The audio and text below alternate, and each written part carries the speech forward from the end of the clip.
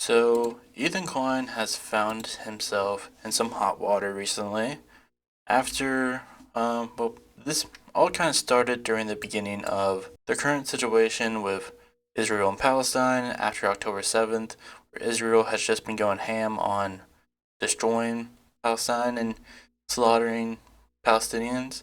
We're going to be covering two things that he kind of said during this whole thing, as well as talking about Aaron Bushnell, the man who killed himself by setting himself on fire, and Trigger warning. We video are about about. that, as well as the video about the Ethan situation. We're going to talk about the situation with Ethan and Frogan first, and then we'll get into the Aaron Bushnell situation. I'm gonna say this because it pissed me the fuck off. And being an anti-Semite openly and proudly is now likes on Twitter.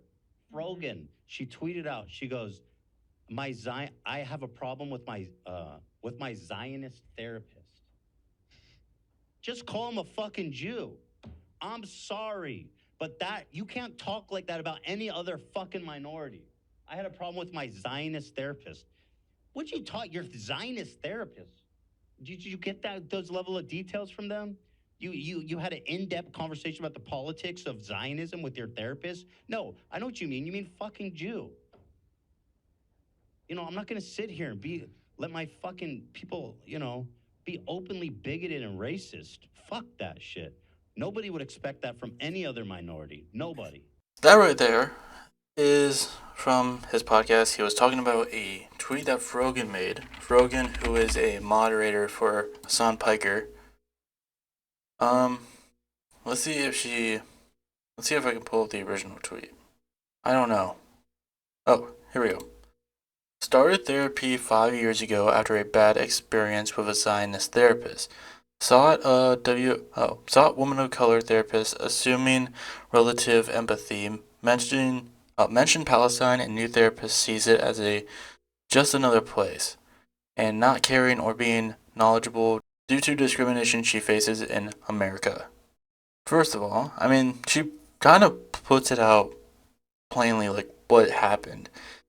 And first, yeah, when he mentions, oh, you actually talk about this stuff. What, you actually talk about this stuff with your therapist? Yeah, some people do. Some people do talk about this stuff with their therapist.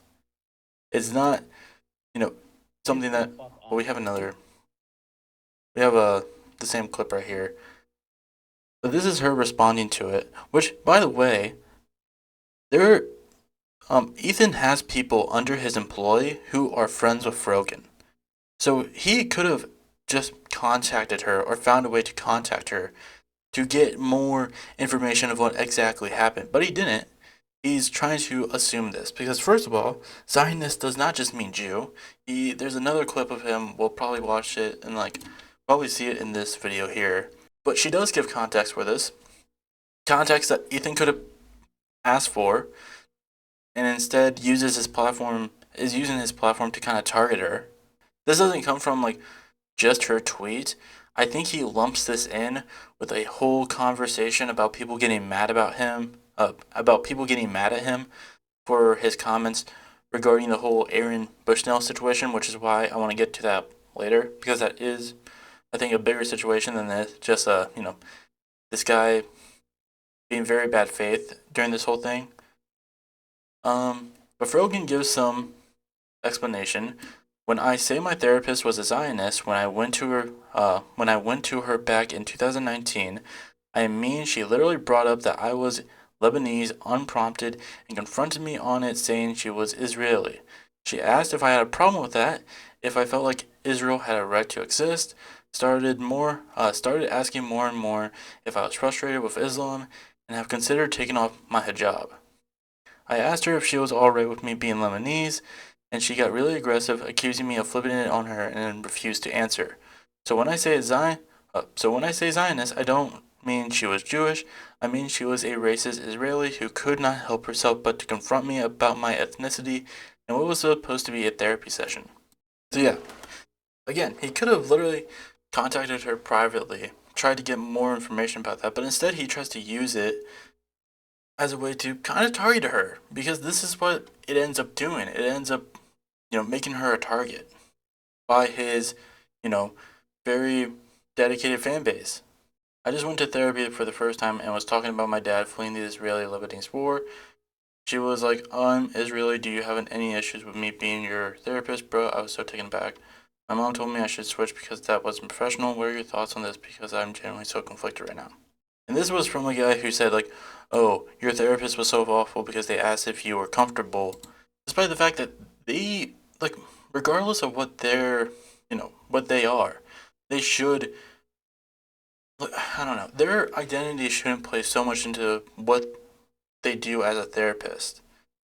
Like, because obviously, you can't let that, I don't know, it's just, you can't let your personal beliefs affect how you help someone else. God, I don't even know what I'm saying. I mean, I do. I'm just having a hard time saying it. Like, obviously, that would play a role, especially if it's something very personal to her. Like, it's something she shouldn't bring up because it's not about her in that circumstance. And also, like, I don't know, it's just weird. Like, yeah, that's a weird thing to do. She had every right to go see another therapist. But yeah, we're gonna switch from this into this video by Carvel Knuckle. I really don't know how you pronounce that. I just found him when I was like looking through all this. So we're gonna look at some clips about this, and then we're gonna kind of talk about the Aaron Bushnell situation because this whole kind of thing does kind of uh bleed into it a little bit. I mean, not like the bigger situation. Ethan has nothing really to do with this whole situation in the first place. It's just more, we're going to kind of use that to segue into it. Didn't say a bad thing about the guy. It just feels wrong to, like Ethan said, to glamorize something like that because that's just a dangerous idea. That's my point. And I feel like that's that's at least, even if you disagree, a good place to have to get indignant over and to call me a Zionist. If you call me a Zionist, you're anti-Semite. You know why? Because I'm not a fucking Zionist, and I've made that exactly profoundly, deeply clear. So when you see someone on Twitter, when you see someone in the audience calling me a Zionist, what they're calling me is a fucking Jew. Which, I don't want to, do this whole thing, but if it walks like a duck and if it walks like a duck and acts like a duck, it's a fucking duck. There are a lot of Zionists who do that, who try to make a similarity of being like, oh, if you call me a Zionist, you're anti-Semitic. Like, that's what a lot of them do. But we're going to continue watching this. Because that's the only goddamn thing that means at that point. No, it doesn't. People on the left, I guess we like to believe there are causes we believe in so strongly we would actually die for. I know there's definitely things I feel like I believe in so strongly I would die for. But would we actually? And it's a question like a lot of us might be thinking about recently with the sacrifice of Aaron Bushnell. And I don't know about you guys, but I can relate to him in many ways. Like, I wouldn't do what he did. And I'll keep it real, for multiple reasons, I wouldn't do that. But I can relate to the frustration. I can relate to the disgust. I can relate to just the feeling of, I have to do something. And, I've been to the protests. I've made loads of YouTube videos. I've been making videos on Israel for, years and years at this point. And it seems like it just gets worse. Nothing gets done. And with that frustration, like, what can I do as an individual? And in that sense, I totally respect what he did because he used his position as someone in the biggest imperialist military in the entire world, which props up a system that oppresses most of us. They're the key architect of the capitalist system, which also means groups like the Palestinian become sacrificial lambs for capitalism.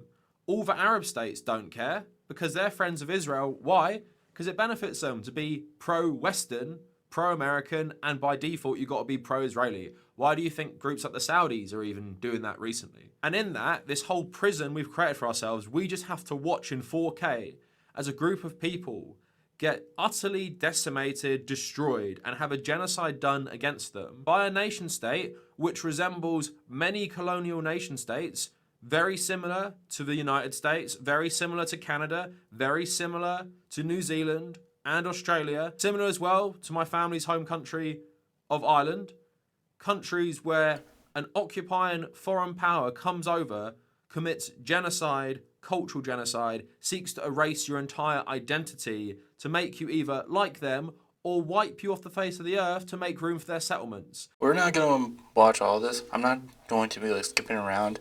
When I post this on YouTube, I will leave the link down below, but I'm not going to be watching, we're not going to be watching all of this. I'm just going to kind of watch the key parts of it, and we're just going to kind of go, we'll kind of watch this. Of it, so I can just read from it. Despite the fact that we've and already kind of covered some of the stuff that he talked about, at least with the Frogan bit, but I literally just watched this like a few hours ago. I don't remember if that clip's in here. I don't know if he mentions her, but at the same time, like, there is more to it than just that. So we will kind of cover all this. Go find it, just go look for it, like you probably find it. And the Reddit user Thunderegg Transcribe did this. Ethan saying, I saw the video.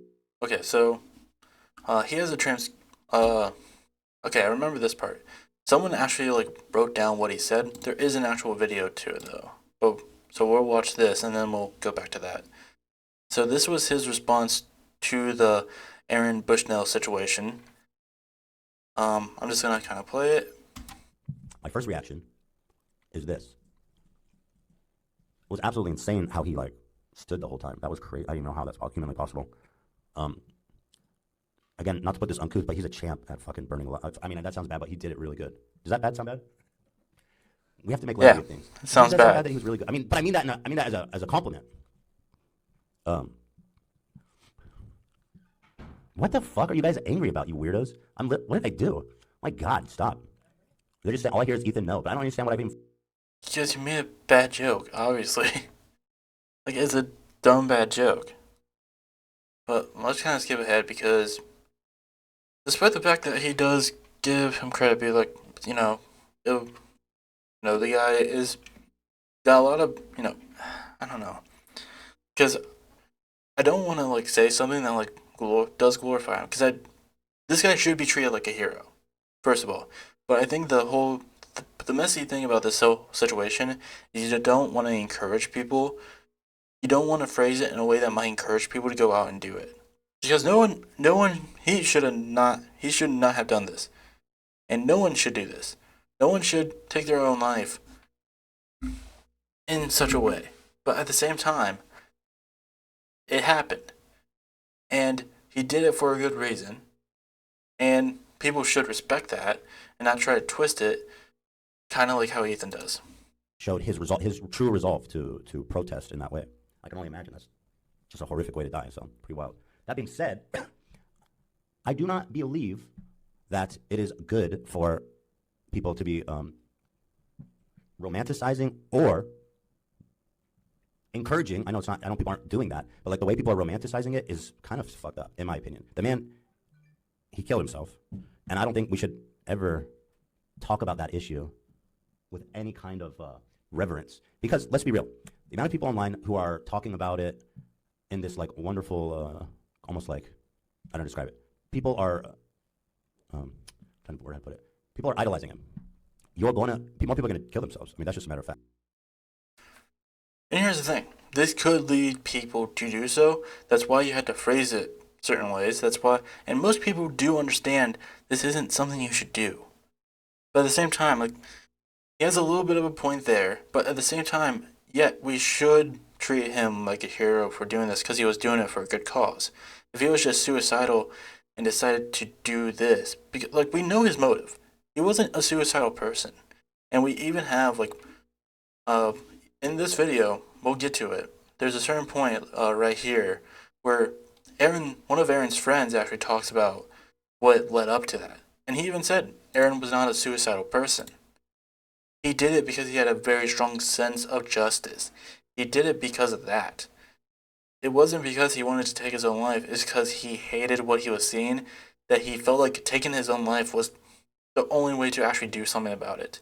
And that doesn't mean that other people should do it. That's what he felt. Do not feel that doesn't mean you should feel the same way. Because you should not be taking your own life for this. It's more valuable for you to stay alive and fight than it is to do so. But we honor him because he was willing to do it. but that doesn't mean people are encouraging it. And even he slips up in the beginning until he catches himself like, oh, no one's really encouraging this. But yeah, we should honor this guy who died for something he believed in. I mean, we do that with military people anyways, when they're, even though they barely fight for what they truly believe in. Why should we not do it for a guy who actually did so? Fact. It's just there's just more people gonna kill. I don't think suicide's funny. I don't think it's anything that we should encourage. I think it's pretty much always bad. And while I can appreciate his dedication, I mean, to put it mildly, if I can appreciate his dedication, and his conviction, right? I mean, unbelievable. Self-immolation is literally suicide. He killed himself. Sorry, I don't know what that's another weird dialogue. They go, no. Everybody goes, yeah, we agree, suicide's bad, get help. But then they go, unless you're doing it for a good cause, then you can kill yourself. Like, no. No one's saying that. So do you think people are encouraging it or not? That's also like a weird thing he puts out there. Like, people aren't encouraging this. They're treating him like a hero because he did it for a good cause. That doesn't mean people think he should have done it, or that doesn't mean people think other people should do it. They just believe that the reason why he did so was just, despite the fact that it's still something that shouldn't have happened. Like, the fact that this situation could bring someone to do that. Like, this, how Israel is just, like, destroying Gaza. The fact that could bring someone to burn themselves in front of an Israel ministry is obviously a bad thing. Like, this is not something to romanticize ever. Sorry. You should 100% do more research on self-immolation as protest. Yeah, you know who does self-immolation? Fucking people who are like under tyrannical rule, who have literally no way for their voices to be heard other than that.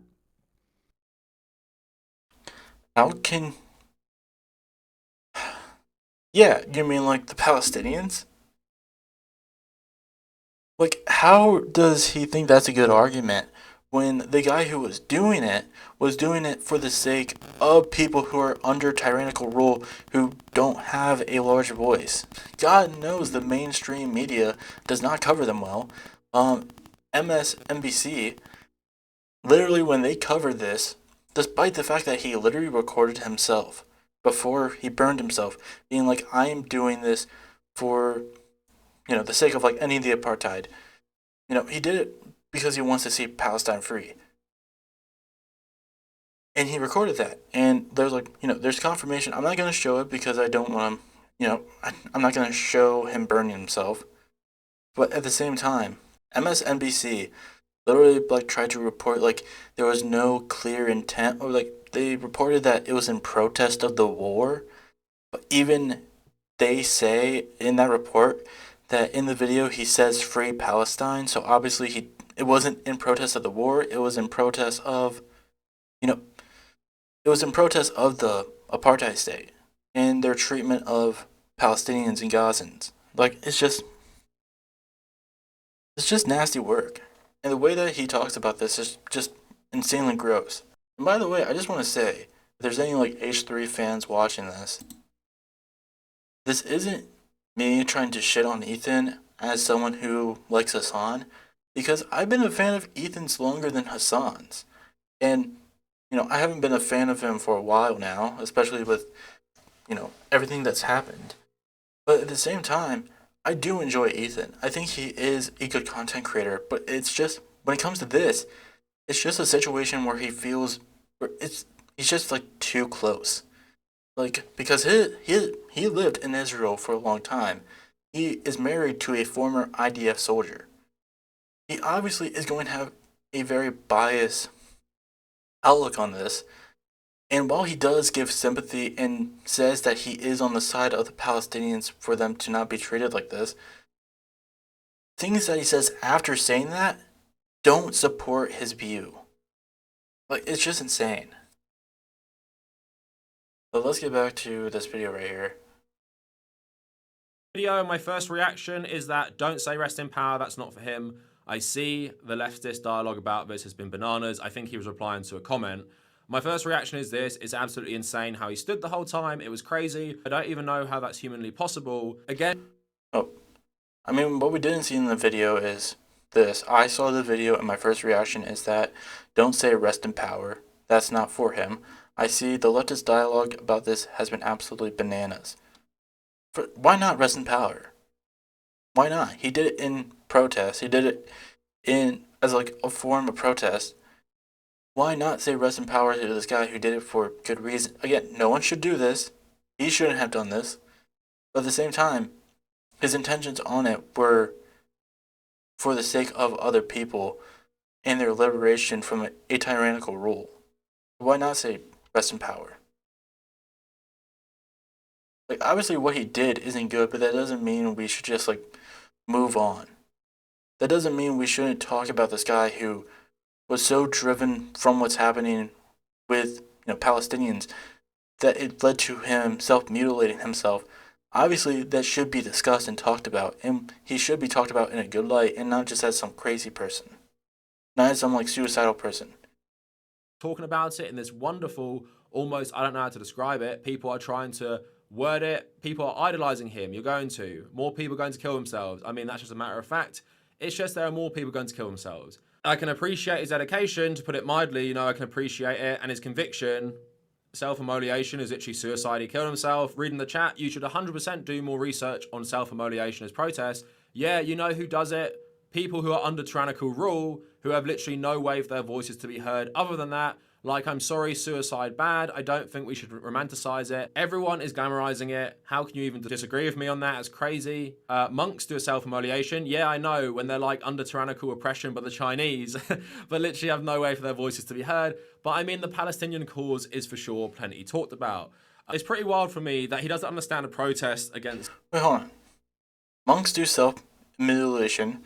Yeah, I know, when they're like under tyrannical oppression by the Chinese and have literally no way for their voices to be heard. But I mean the Palestinian cause is for sure plenty talked about. Yeah, by people on Twitter, not like by the mainstream media, who talk about it through the lens of a pro-Israel like frame. So yeah, again, I think this is just a case of like he's too much on Twitter and doesn't see the big landscape of this. I mean, if you watched his discussion, debate, whatever you want to call it, with Hassan about this, that led to the end of their podcast together, you could tell he's not looking at, you can just tell he's just on Twitter. He's not looking at like the main source of this. He's not looking at what the wider scope of this is when it comes to this discussion. He's just looking at Twitter, and that's it. And he just thinks that Twitter is everything. Like, it's just insane how he views this. America and Israel, but he'd understand it if it was a monk against China. And I wrote this in a comment on the actual podcast. Don't know if I ever read this, but they might, because they might get the notification because I have, over 100,000 subscribers. I said, fundamentally, everything he said there shows no respect for the cause he died for. It's just, I respect his conviction to burn alive. We shouldn't glamorize that. And he did it well because, I don't know, he stood for long. I know he's like an edgy comedian, but it's just a gross joke. And I get sometimes, as a comedian, you're pushing the boundaries. He made a joke later on when the mic was messing up, saying it's the ghost of Aaron Bushnell haunting us. In my opinion, it's so tasteless, especially because of some of the stuff he said in the past. And it just really like minimizes everything this guy did. Because if you do respect his principles and his conviction, I don't think you'd be making this joke. And he does address this. I'm going to get into him addressing these comments. And the fundamental point of everything he said there is he can't empathize at all with what Aaron did because he doesn't care. And I said this in my comment to him as well on YouTube. I don't think he cares about Palestine at all. I think because his audience lean left, he's paid lip service. And as we're going to see, he's saying, I'm saying all the things. I'm saying it's genocide. I'm saying it's apartheid. But you calling me a Zionist, that's too far. You're basically just calling me a Jew. And again, fundamentally, I think it shows he just wants to be left alone. Don't criticize me for believing Israel should exist. And here's the thing. If he wants to be left alone about this, he could just not talk about this. Honestly.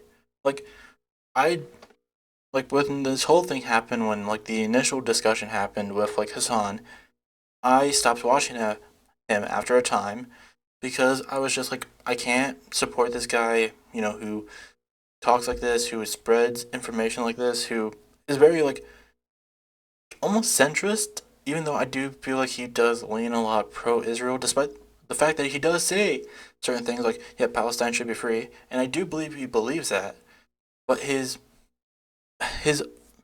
pro-Israel stance on it, it feels more impactful when he talks about it than his views like being pro-Palestine. Because the thing is, like, he says those things and then says things that completely contradict it. Like, that just don't match up with those views. So yeah, it does kind of go to show that he's either being very centrist on it or he's just saying it to say it. And that's a shame. And recently, I did find myself willing to watch some of his stuff again. Mostly, at first it was just because I wanted to know more about the whole Vosh situation going on. And it's not something that I'm planning on talking about. It's just I was curious about it. So I was like, I know that he has been doing a lot of conversation about it. I'll listen to him. I'm not going to like regularly listen to him anymore, but I'll at least listen to this. And, I was like, you know what? Maybe I might start watching him a little bit more because he doesn't seem to be talking about it anymore. At least from what I've seen. But now with this, I'm just like, I don't know if I ever could go back to just watching him, even if it like is unrelated. Like the way he's been handling this is truly disgusting. And I don't know. And also like it's not just him, it's also his wife who is alongside him along with like a lot of the stuff surrounding this. But even then I'm not gonna bring up like I brought up earlier how there's like people who work for Ethan who are friends with Frogan.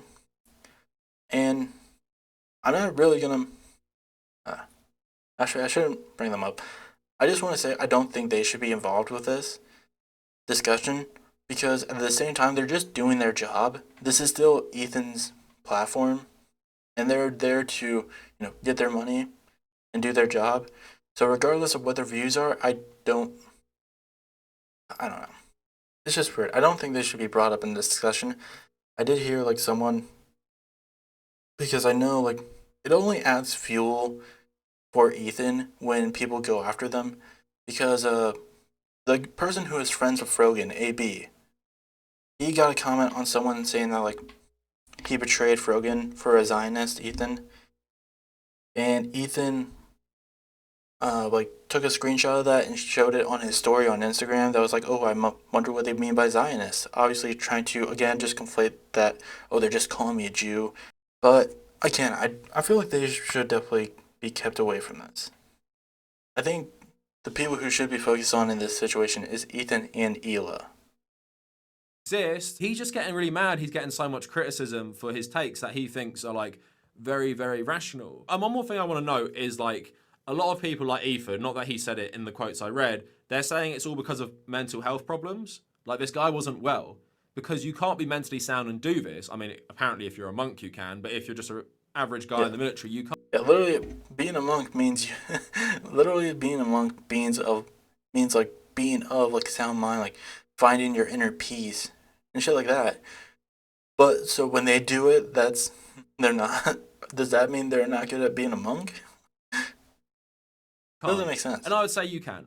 Plenty of things done in history which seem extraordinary or taken too far or extreme to us, they were done by people with totally sound minds.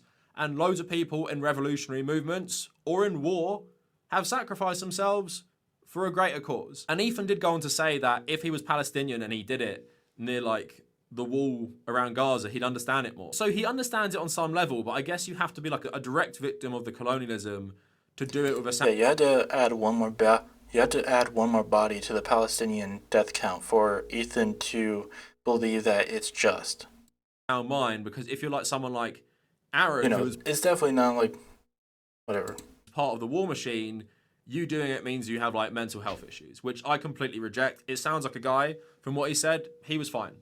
And he's a guy who's just so distraught at the world, like myself, who, sacrificed himself in the hope that it would change something. In my opinion, I'm not romanticizing it, I just respect it. And I don't blame him for this. I blame the US government, and I blame the Israeli government, and I blame every single piece of Western media and Israeli media and all this garbage, which has created an environment for genocide that all of us have to fucking watch, and nothing changes what our government do. So people have to resort to extreme measures, like 8 or 10 minutes, and then I'm going to react to it. I guess some people are mad that I said suicide bad.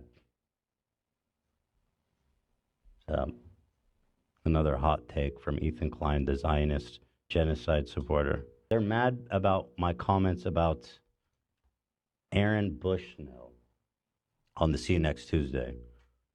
My point was this. I think you should be careful about how you romanticize suicide because it's going to encourage more people to do it. That was my take.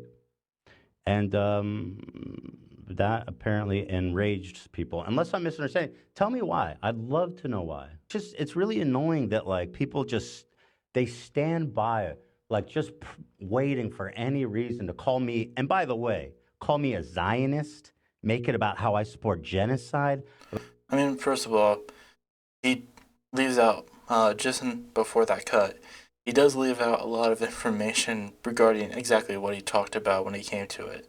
It's not just that you didn't just say, oh, I'm just saying we shouldn't romanticize genocide. You also said that he didn't do it for, not that he didn't do it for a just cause, but it's like, you said that he didn't do it because of it. Like he was, I don't know. Like, it's just the way that he leaves out a good part of what he was talking about with Aaron. Just like, no, you not only, like, you didn't say that, you're not only, God, you didn't just say that we shouldn't romanticize this, you also downplayed why he did it. That's why people are mad at you.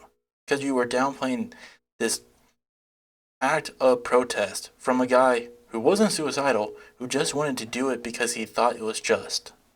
About all this horrible fucking shit to call me racist. Why? Because I made one stupid, insensitive joke. That, by the way, they didn't call his character into question. I just made one insensitive joke, guys. So what, if you made two, it would be just? Like, what is this? It literally was just like, he was really good. And my point was that, like, his resolve was crazy. And the thing that, really struck me about that video was how he stood there. That was my first reaction. And I was like, wow, that I didn't even think that anybody could do that. So, I mean, I don't know how to talk about that, but his resolve Obviously. was incredible. And what I said was, he's really good at burning alive. And I mean that as the most sincere compliment possible. He really is. So, was it a joke or was it sincere? Because even if it's sincere, that's still a pretty shitty thing to say. That he's really good at burning alive, that's the biggest compliment you could give to him at that moment? Yet no wonder people are fucking mad at you. That's extremely insensitive. When you're barely even talking about the reason why he did it, and you're just like, he's really good at burning alive.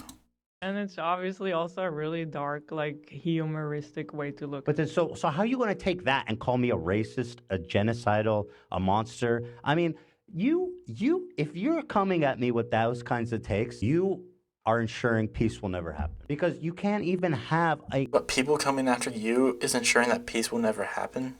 you can't even have any kind of dialogue where everybody isn't walking totally aligned with you. I never said a single bad thing about that man, other than to compliment, not even downplaying why he did it. But his resolve is nuts. His resolve was really remarkable. That's what I said. And that's what the joke was. If you can't deal with it, then, you're a fucking hypocrite. Because I make these jokes about all different topics, about all different sensitive things, about all different groups of people, every fucking show. And then when it lightly brushes on your shoulder, you freak the fuck out. And There's levels to, I've said this before when it came to the Matt Rife situation. There are different levels to how you handle dark topics. If you're coming through it with a level of understanding and kind of empathy in a way, then you could, I don't know, you could make a joke about this. That's the thing. Can I give you a perfect example of a good joke about this? No, but that just goes to show my level, I can't come up with one. I know that I can't come up with one that would be, respectful for the situation, that would be, just a good joke about the situation. I understand my level through that. The problem with him is that he doesn't in this situation. And he has made some good jokes regarding, sensitive topics. He has also made some really bad jokes. He has a history of that. I don't know. I feel like because like this isn't the first time he has made a very insensitive joke that people have gotten incredibly mad at him about. I feel like at this point, someone who's been on YouTube for so long and has dealt with a lot of that backlash, he might actually like, kind of recognize when going too far is too far or when something is really insensitive, or understand where his, boundaries are in terms of being able to joke about heavy topics. Like, it's not a good joke. Like, what's the punchline? What are you trying to get across? Especially with how he talks about it afterwards, it makes the joke even worse. Like, it's not good. Bitch, and you cry, and you go and you try to find But he's not bitching and crying right now, guys. He's not. any reason to you know what I mean, to get angry. Give me a fucking break. Look in the mirror, loser. You're the problem. You are the problem. Him like playing some sort of victim. You made the joke, dude. Yeah. I know you did it and thought you were in like some private safe space where you could really say what you think, but you made the joke. So take the heat. You made a gross joke about. It gives me the vibes of the sort of like comedian who only bitches about cancel culture, or who makes like a really bad joke about a sensitive topic and just bitches about how they're getting canceled for it and shit like that. That's how it feels like. But what's ironic about this is that Ethan has made fun of those people. Ethan has definitely like made fun of those people, and now he's just doing the same thing they're doing. Someone who died. He's for like, their oh no, convictions. I didn't make a bad principal joke. You're man just a who died for loser his who didn't convictions. get it. Don't care if you agree with it or not. If you actually respected what he did, like you said you did, you wouldn't have made these gross jokes. It's clear it had no effect on you, what he did. Besides, you're like, oh, damn, dude, that guy burnt himself to death. Fucking hell, that's crazy. Is that a normal reaction? Is that an empathetic reaction to someone who felt like they had to do that? Even if you disagree with it, if someone feels like they have to do that, where's your empathy? Again, don't cry about people coming at you for this specifically when you made the gross joke about something super sensitive, someone who people around the world now respect and honor for making this ultimate sacrifice. But then let's get on to the Zionist thing. And he's saying that people have a problem with him, calling him a Zionist. They're basically just wanting to call him a Jew.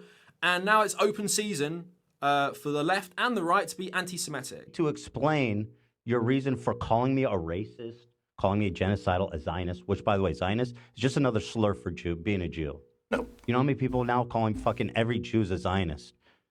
It's like, okay, just call me a Jew and get it fucking over with. Call me the K word, at least I'll know what you mean. It's just the truth. Not everybody, not all the time. But a lot of times, let's not fucking pretend that anti-Semitism isn't a fucking massive inferno of acceptable behavior right now on the left and the right. Nazis and leftists are dabbing the fuck up. So here's the thing. I try to pay a lot of attention to the discussion on Palestine and Israel on Twitter, despite the fact that obviously I can tell that it's not like obviously when I look at the discussion right now between like Israel and Palestine, there's the Twitter discussion and there's the way that the mainstream media portrays it. I'm always going to pay more attention to that. But at the same time, I do try to like make sure I know what people on the left are talking about in terms of this. And I can tell you for sure, I've never fucking seen this. I don't see fucking Nazis on Twitters and people on the left dabbing up in Twitter. It's very much the opposite. And like, it's again him not being able to get out of his own bubble, where he just sees people, kind of raging against Zionists, like the whole, the situation with Noah Schnapp, where he literally is a Zionist. He literally he's a very much a self-proclaimed Zionist. It's just, I don't know, I don't know where he's coming across from, because anyone who has been a part of this discussion or has just been paying attention to it can tell you that this is not the case. That doesn't mean there aren't bad people on the left who are using this situation to be anti-Semitic, or especially people on the right who are using this to be anti-Semitic. But acting as if it's a generalization, like generalizing the left as being, friends with Nazis now is fucking insane. When a lot of people, well, we'll get to this because he does bring it up, so I'll just let him say it. Again, this is a really good video. I'm not gonna show all of it. When I upload this video, I'll definitely leave a link to this full video. I would definitely recommend it. And again, not to, it's driving me insane. I gotta fucking talk about it. I'm not gonna sit here and pretend like there's just not a tidal wave of anti-Semitism gobbling up the entire discourse. It's fucking disgusting, man. And I'm doing, as an Israeli dual citizen, as someone who's deeply invested in the state of Israel, who's probably more sympathetic to the Israeli perspective than most people would be, I've tried so hard to pull myself to some kind of central ground where we can have a real conversation about this stuff. Just that, like we're trying to have a central ground between a group of people who are endlessly being slaughtered by this apartheid state, and the apartheid state, which is continuing to slaughter those people. Where's the middle ground in that? Oh, like you can only slaughter half the amount of people that you already have? Like, where's the middle ground in that? There is none. I'm pulled myself all the way to, outright saying that it's apartheid, that it's genocide, that the Israeli government is committing. And so, but you still want to call me a racist and a genocide and a Zionist? Because it's all the stuff you say afterwards. And this is something that this guy brings up later on too. Just because you say, it feels like he's saying this stuff not because he believes it, but because he just feels like it will I don't know, because he feels like people won't argue against him if he does, because his audience is more left-leaning, so he believes, I don't know, I do want to believe that there's a part of him that does believe that, but again, it's just all the stuff that he says afterwards that discredits a lot of that. Like, okay, if you believe this stuff, then why are you saying things that directly oppose it? Like, it's just insane. And do I necessarily believe he's only on one side, he's just pro-Israel? No, I do believe he does have empathy for the Palestinian cause. But if you're still supporting a certain side, if you're trying to play centrist regarding the situation, you are directly hurting it more so than the people you think are hurting it. Zionist. Why would you call me a Zionist if it wasn't just, oh, you're a fucking Jew? When I have said all the things that you want to hear from me, I'm not going to sit here and let my fucking people, be openly bigoted and racist. Fuck that shit. Nobody would expect that from any other minority. Nobody. And I'm here. I'm with you. I'm on your side all the fucking way. I'm on your side. Yeah, he argues with that side the most. It's the thing, regarding this situation, he's definitely been hostile towards conservatives a lot too. But when it comes to this situation, it's always in opposition to the people who are pro-Palestinian, who are pro-Palestine. It's always towards them. It's just insane how he's been going across this. As much as I possibly can be. And instead of, holding hands and having a real conversation, you spit in my fucking face and you call me a Zionist to get indignant over and to call me a Zionist. Mm-hmm. If you call me a Zionist, you're anti-Semite. You know why? Because I'm not a fucking Zionist, and I've made that exactly profoundly, deeply, deeply clear. So when you see someone on Twitter, when you see someone in the audience calling me a Zionist, what they're calling me is a fucking Jew. Mm-hmm. Because that's the only goddamn thing that means at that point. Now, I've made a whole... Here's the thing. And that's something that I really despise right there, because what he is basically doing is because he has a very loyal fan base. Now, some of those people in that fan base are beginning to leave. I believe, there are people who have been posting on his subreddit that they are leaving the fan base because they just can't support him anymore, but he still has a very loyal fan base, and that is very well documented throughout his years on YouTube. And the problem with that is that what he is essentially doing right there is kind of weaponizing his viewer base a little bit to train them to say, hey, if you ever see anyone use the term Zionist, just know that person is anti-Semitic and you shouldn't support them. Like, even though that's not what that means, like I said before, it's like, how can you proclaim to be on like the pro-Palestine side, but you're also trying to do what a lot of right-wingers do, what a lot of people who are very pro-Israel try to do. Like, again, just because you say you support, Palestinians not being genocided, like that's some bold stance that clears you of all criticism, that doesn't mean that the things you say after that don't align with many people who are pro-Israel, who are Zionist. Like, again, okay, you're not a Zionist, but the things that you say here could definitely clarify you as a Zionist sympathizer, which, at that point, what's the difference? Like, again, like I said before, if it walks like a dog, if it walks like a dog, if it walks like a dog and talks like a dog, it's a fucking dog. It's just, I don't know how he thinks this is a good look for him. Like, again, it's just like, I don't know. This is a really bad look. Whole video calling out right-wing grifters who are using Palestine to actually push anti-Semitism.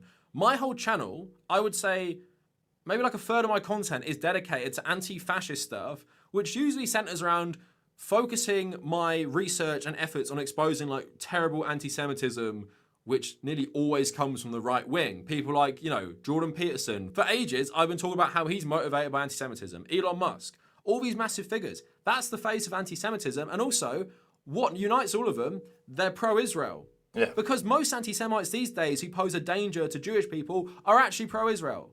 I know that might blow your mind because also, Ethan, there's a group called Christian Zionists, and they're very powerful in America. They actually made up most of Trump's administration and Bush's. They actually love Israel. Do you know why they love Israel? Because it's the key to Armageddon, where all the Jews will die unless they convert to Christianity, right? So when people say Ethan Klein is a Zionist, sure, will there be people who hate him because he's Jewish and they're trying to use it as something to hide? Sure, there are people like that. I would say probably most of them are conservative. But yeah, maybe there's some leftists who don't like Jewish people either. But fundamentally, you being a Zionist is not about you supporting the government right now. Originally, Zionism, the dominant form of Zionism that created the State of Israel, was left-wing Zionism, socialist Zionism. It's a reason that why so many socialist groups used to support Israel. The whole of the communist bloc supported Israel. Ho Chi Minh was friends with Ben Gurion. Stalin sent weapons through Czechoslovakia to the Israelis for the creation of their state, right? Irish Republican socialists used to support Israel over the Arabs because there was a massive deal of racism tied up in that, but also socialist anti-imperialism. They viewed it as well as the Jews reclaiming their homeland against the evil British Empire and also Palestinians, right? And the people involved in the peace process in the 90s were left-wing Zionists. Being a Zionist is not us saying to you, oh my God, you support Netanyahu in genocide. But if I say to you, Israel has no right to exist as a settler colonial apartheid state, the same way Northern Ireland, Australia, New Zealand, America, Canada, they have no right to exist. Would you agree with that sentiment? Would you agree with the sentiment that you can't just group together, go to someone else's country, create like an apartheid regime that you rule, and now say it belongs to you? That's not okay, is it? It wasn't okay when the American settlers and government did it. It's not okay when the British Empire did it. It's just not okay, right? It's not okay in Vietnam with the French. So if you agree with that, then surely you must agree with Israel that that's not okay and it shouldn't exist and it should be one secular state for everyone. Even if you want to tell me the reality is more complicated, which I would agree because most of Israeli society is supporting the genocide right now. Of course, yeah, I realize that. But in theory, that's what we're talking about. So if you say, no, in theory, I reject that. Israel has a right to exist, built on stolen land, and built on land is constantly expanded upon for years and years. If people call you a Zionist for that, they're right. Zionism takes many shapes and different forms. You can be a right-wing religious Zionist. You can be an atheist, leftist, socialist Zionist.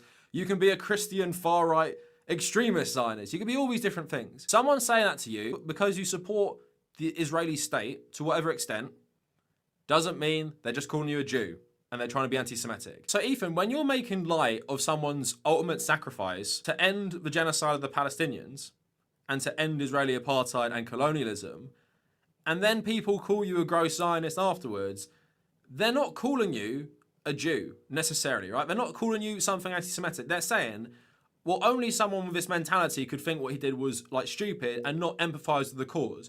Because if you care about freedom and justice, like sincerely, and I know you say these things because it seems like it's transactional to you. You say, well, I've said the things. I've said the good things and you won't leave me alone. I've said it's apartheid and you're still giving me shit. How could you do that? I said it, but you don't believe it, do you? Do you seriously believe Israel is an apartheid state? Because by extension, you're going to have to believe it's some sort of colonial state that shouldn't exist, right? But I don't think you believe that. So you're just saying it because you know your audience want to hear it. And this is why people are going... Yeah, and this kind of goes back to the discussion that he had with Hassan that led to the end of the podcast. Hassan believes that Israel should be like a one party, like it should just be, Israelis and Palestinians living together. It should just be one state. But the problem with that is that he doesn't believe that. Ethan doesn't believe that. He does believe there should be separation between them. But at the same time, because he does believe that Israel has a right to be there, despite the fact that it is a colonial state that has no right to be there. And again, this just goes to show, like, yes, he can say that he is pro, he doesn't think that Israel should be leading a genocide against Palestine, but he supports a lot of the ideas that lead up to that. Because if they do a two-state, like if they absolve the apartheid state, just make a two-state, that doesn't fix the problem because Israel could still just do it. Like that doesn't fix the problem. It also doesn't fix the problem of stolen land. Because that is not inherently Israeli land. It's Palestinian land that was took from them. It's just... He makes a really good point there, and that's what I was alluding to earlier. I do want to get to the Aaron Bushnell part now. I think I said all I needed to say regarding the Ethan part. So we're going to move away from this and talk about Aaron Bushnell. Which still has... when he talks about it, it's still going to have some part with the Ethan stuff, but I do want to focus a little bit more on the actual situation itself. So Aaron's will, he wrote this. I'm sorry to my brother and my friends for leaving you like this. Of course, if I was truly sorry, I wouldn't be doing this. But the machine demands blood. None of this is fair. I wish for my remains to be cremated. I do not wish for my ashes to be scattered or my remains to be buried, as my body does not belong anywhere in this world. If a time comes when Palestinians regain control of their land, and if people native to the land would be open to the possibility, I would love for my ashes to be scattered in a free Palestine. And then across the world, especially in Yemen, I saw today, people carrying pictures of him in protest. So it's clear what he's done has like resonated. He's become bigger than himself and he's become a symbol to a lot of people that Westerners do care about them. It's really strange. I actually got a bit emotional reading his message. I don't know why. I think I just empathize with this guy a lot. And I just really respect like the sacrifice. And then just on that note a bit more, there's also just some testimony out there from some of his friends who talked about him as well. I met Aaron Bushnell in basic training. And from the first day that I met him, I could tell that he was just a really sweet person. I could tell very quickly that he had a strong sense of justice. I want people to remember that his death is not in vain, that he died to spotlight this message. I don't want anybody else to die this way. If he had asked me about this, I would have begged him not to. I would have done anything I could to stop him. But obviously we can't get him back, and we have to honor the message that he left.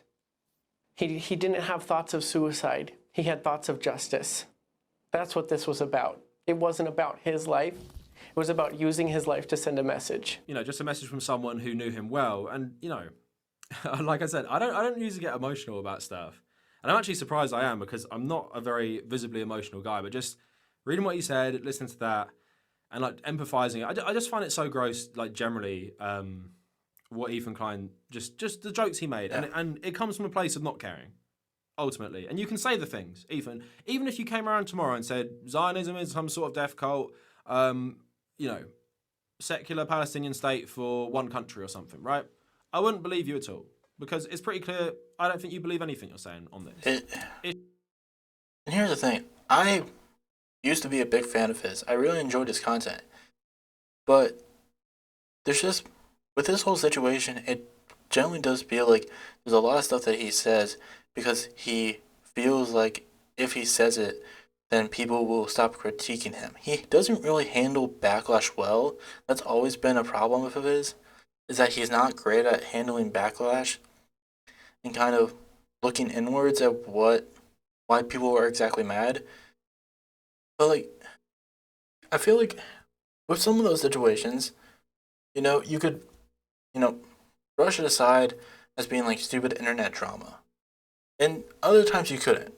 But like with this situation, it's just so horrid how he's reacting to this and the things that he's saying about this, that it's just really gross.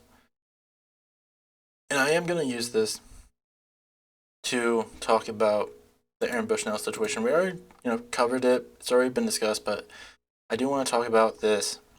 And I'm not going to watch, I do have this Hasanabi video. I'm not going to watch the entire thing because I'm really just going to show a clip of it from the MSNBC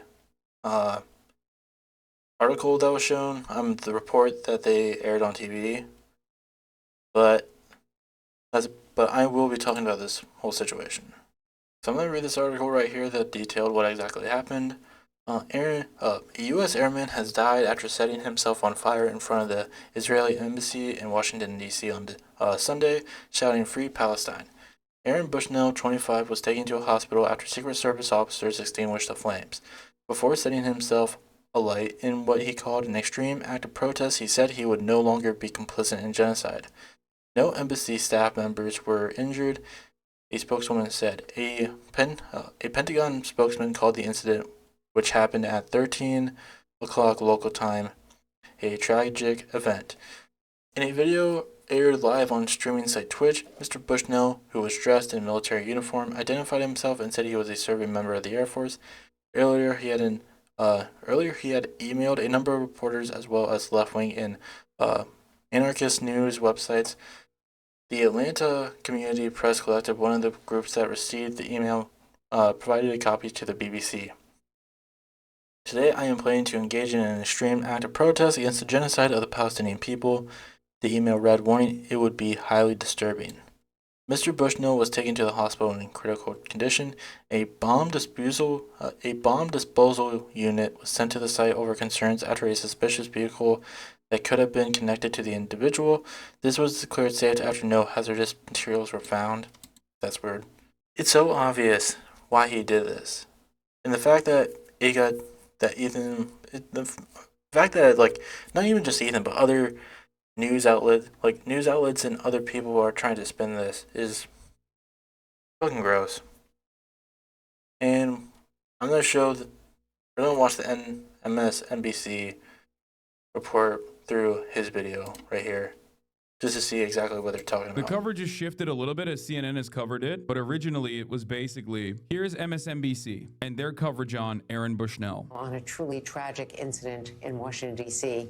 Yesterday, 25-year-old Aaron Bushnell of San Antonio, Texas, the active duty airman in the U.S. Air Force who set himself on fire outside the Israeli embassy in an apparent protest against the Israel-Hamas war, a protest against the Israel-Hamas war. First it was, we don't know what the motives are, even though he very clearly said why he was doing this. And it is a type of extreme form of protest that has happened historically in this direction.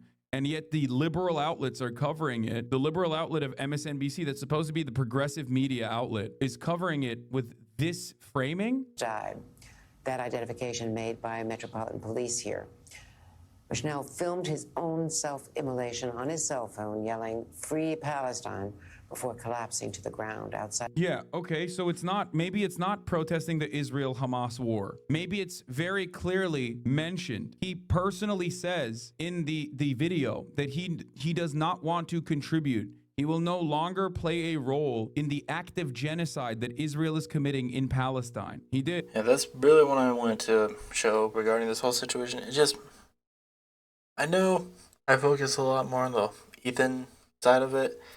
I didn't want it to take away from this, but I just feel like with how he's been talking about this and just how the media in general has been talking about this, it's just really gross when this guy should be propped up for what he did.